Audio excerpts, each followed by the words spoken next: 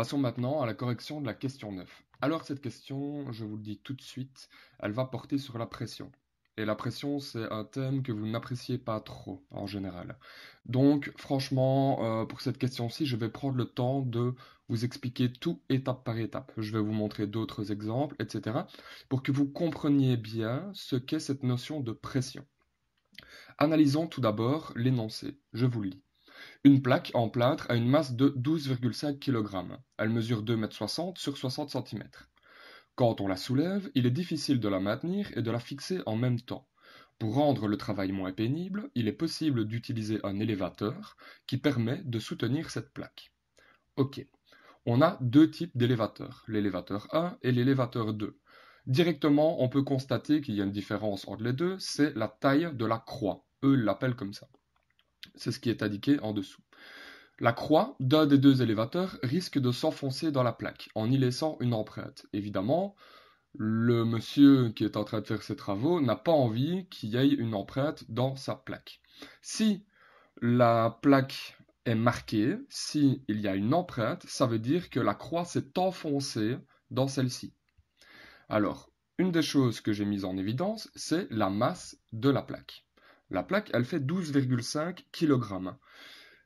Cette notion de masse, eh bien, nous allons la réutiliser plus tard. Pourquoi? Eh bien, parce que tout objet qui possède une masse possède également un poids à partir du moment où il est sur un astre. Donc ici, évidemment, on est sur Terre. Donc ça veut dire que la plaque qui possède une masse, eh bien, va avoir un certain poids sur Terre. Ensuite, on nous dit que cette plaque mesure 2,60 m sur 0,60 m, donc 60 cm. Eh bien, cette donnée-là, on le verra par la suite, mais on n'en a pas besoin.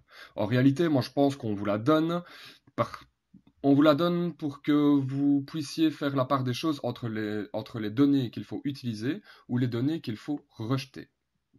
Passons maintenant à l'analyse de la croix de l'élévateur 1. Elle a une certaine surface, vous le voyez bien.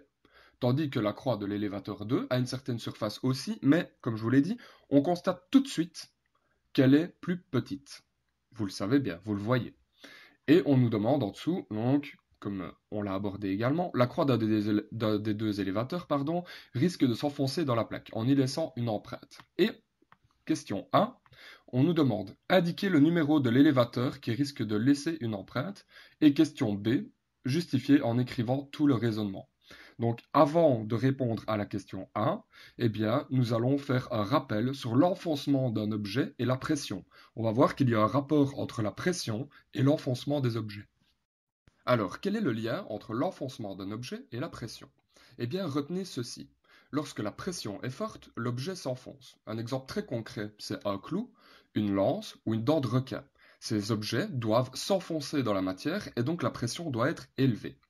À côté de ça, lorsque la pression est faible, l'objet ne s'enfonce pas.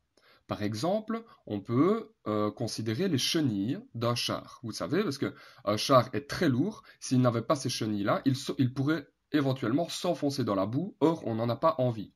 Et donc, on va faire en sorte que la pression diminue afin qu'il ne s'affaisse pas. Ensuite, un autre exemple, eh bien, ce sont les raquettes que l'on porte lorsqu'on marche sur de la neige. On porte des raquettes afin de diminuer la pression pour ne pas s'enfoncer dans celle-ci. Donc vous voyez qu'il y a un rapport direct entre la pression et l'enfoncement d'un objet. Intéressons-nous à la définition de la pression. Eh bien, une pression, c'est l'action d'une force pressante sur une surface pressée. La formule est celle-ci. P est égal à F divisé par S, où P est égal à la pression, F est égal à la force pressante et S la surface pressée.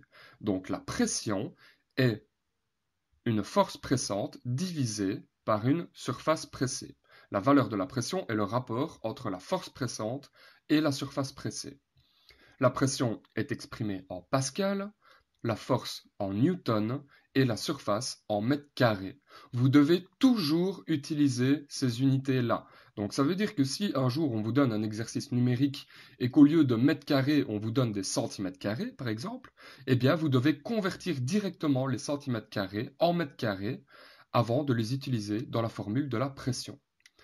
Des exemples très concrets maintenant. Imaginons une force de 10 newtons qui est exercée sur une surface de 2 mètres carrés. Pour calculer la pression, je dois utiliser la formule. P est égal à F divisé par S. Eh bien, dans cette formule, je vais remplacer les valeurs de la force et de la surface. On me les donne.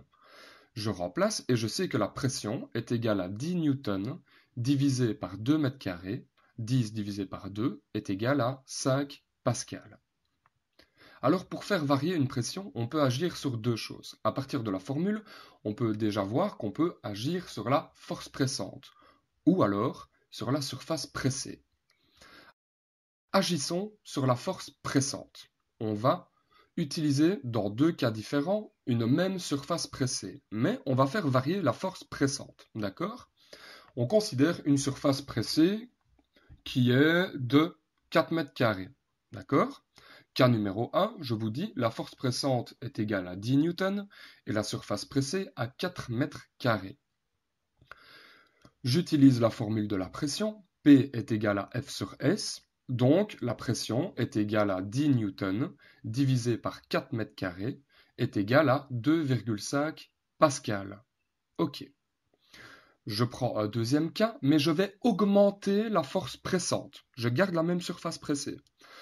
Je vais considérer cette fois-ci non plus une force de 10 newtons, mais de 200 newtons, et une surface pressée qui est de 4 mètres carrés, comme dans le cas numéro 1. Je calcule la pression à partir de ces valeurs. La pression est égale à F divisé par S, donc est égale à 200 newtons divisé par 4 mètres carrés, est égal à 50 pascal. Conclusion. Dans mon cas numéro 1, la force pressante était de 10 newtons. La surface pressée était de 4 mètres carrés et j'avais obtenu une valeur de la pression qui était égale à 2,5 pascal. Dans mon cas numéro 2, j'avais augmenté la force pressante, elle était passée à 200 newtons et la surface pressée était la même, elle était de 4 mètres carrés et j'avais obtenu une pression de 50 pascal. Comme conclusion, on peut dire que pour une même surface, donc une même surface pressée, lorsqu'on augmente la force pressante, la pression augmente.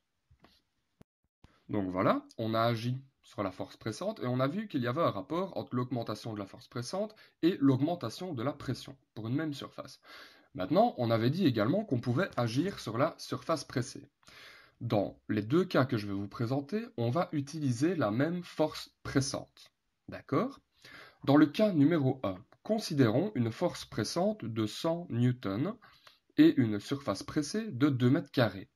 Je calcule la pression, P est égal à F divisé par S, donc je remplace dans la formule, et la pression est égale à 100 newtons divisé par 2 mètres carrés, c'est bien égal à 50 pascal. Dans notre cas numéro 2, on va augmenter la surface pressée.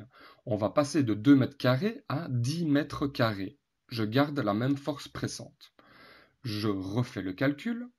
La pression est égale à 100 newtons divisé par 10 mètres carrés et j'obtiens une pression de 10 pascal. Conclusion. Dans mon cas numéro 1, j'avais une force de 100 newtons et une surface de 2 mètres carrés. J'avais obtenu une pression de 50 pascal. Dans mon cas numéro 2, la force pressante reste exactement la même, 100 newtons, et cette fois-ci, j'augmente la surface pressée. Elle est passée à 10 mètres carrés. Et j'obtiens une pression de 10 pascal. Donc, comme conclusion, je peux dire que pour une même force pressante, lorsqu'on augmente la surface pressée, la pression diminue. Nous avons vu que nous pouvons modifier une pression en agissant soit sur la force pressante, soit sur la surface pressée. J'ai décidé de vous faire une conclusion générale. Vous voyez que dans le tableau que je vous présente, il y a deux colonnes. Soit je peux faire varier la force pressante, soit je peux faire varier la force pressée. On va s'intéresser à la variation de la force pressante. Pour une même surface pressée, on l'a vu, lorsque la force pressante augmente, la pression augmente également. Mais attention, ça va dans les deux sens. Ça veut dire que si je diminue la force pressante, eh bien la pression va diminuer également. En ce qui concerne la variation de la surface pressée, pour une même force pressante, lorsque la surface pressée augmente, on l'a vu, eh bien la pression va diminuer. Et encore une fois, ça va dans l'autre sens. Lorsque la surface pressée diminue, eh bien la pression augmente. Ce tableau-là, vous devez le retenir. C'est très très très important. Vous devez voir cette relation-là entre la force pressante et la surface pressée. Donc, la pression augmente quand la force pressante augmente, mais la pression diminue quand la surface pressée augmente. C'est très très important. Revenons à notre problème de départ. On nous demandait d'indiquer le numéro de l'élévateur qui risque de laisser une empreinte. Or, nous avions vu que pour laisser une empreinte, l'élévateur doit s'enfoncer dans la plaque. Et entre les deux élévateurs, eh bien, celui qui va s'enfoncer dans la plaque, c'est celui dont la croix exerce une plus grande pression sur la plaque. Et maintenant, on va s'intéresser aux différentes pressions exercées par les croix sur la plaque. Pour l'élévateur 1, je sais que la pression est égale à la force pressante divisée par la surface, et je me pose la question, tiens, quelle est la force pressante? Eh bien, il s'agit du poids de la plaque. Oui, la plaque repose sur la croix, donc la force pressante entre la croix et la plaque, eh bien, c'est simplement le poids de la plaque. Or, le poids, vous devez connaître cette formule-là, c'est égal à la masse multipliée par la gravité terrestre. Le poids est exprimé en newton, ici il s'agit du poids de la plaque, tandis que la masse est exprimée en kilogrammes, il s'agit de la masse de la plaque aussi, et le petit g est égal à la gravité terrestre. Moi j'ai arrondi à plus ou moins 10 newtons par mètre carré. Je passe au calcul du poids de la plaque.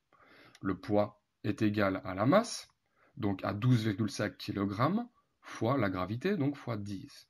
Ça fait que le poids de la plaque est égal à 125 newtons. Je viens de déterminer ma force pressante. Maintenant, je dois déterminer la surface pressée. Mais est-ce qu'on me donne la valeur de la surface pressée ici? En fait, elle correspond à la surface de la croix, mais on ne me la donne pas. Et donc, je me pose la question, quelle croix va laisser la plus grande marque sur la plaque? Eh bien, comme je vous l'ai dit, c'est la croix qui va exercer une plus grande pression sur la plaque. Or, rappel, lorsque la pression est grande, l'enfoncement est grand. Comparons maintenant les deux élévateurs afin d'observer dans quel cas la pression sera la plus élevée, donc c'est-à-dire dans quel cas l'élévateur sera susceptible de laisser une marque dans la plaque. Premièrement, pour l'élévateur 1, je me demande, tiens, quelle est la force pressante exercée par celui-ci sur la plaque? Eh bien, nous l'avons vu, cette force pressante correspond au poids de la plaque. Et cette valeur était de 125 newtons. Alors que je pose cette plaque sur l'élévateur 1 ou sur l'élévateur 2, le poids de celle-ci ne va pas changer. Donc la force pressante exercée sur l'élévateur 2 est bien de 125 newtons également. En ce qui concerne l'élévateur 1, je me pose la question, tiens, quelle est la surface de la plaque qui va être pressée par la croix? Eh bien, je l'ai entourée ici, on peut constater qu'elle est plutôt épaisse. En ce qui concerne l'élévateur 2, de nouveau, je me demande quelle est la surface de la plaque qui va être pressée par cette croix. Et je la mets en évidence, et on peut constater tout de suite que la surface de cette croix, au niveau de l'élévateur 2, est plus petite que pour l'élévateur 1. Or, nous avions vu que lorsque la surface pressée est plus petite, eh bien la pression augmente. Donc je peux tirer comme conclusion que la surface pressée de la croix de l'élévateur 2 est plus petite que celle de l'élévateur 1 et donc la pression exercée sur la plaque est plus grande. Il y a un risque d'enfoncement.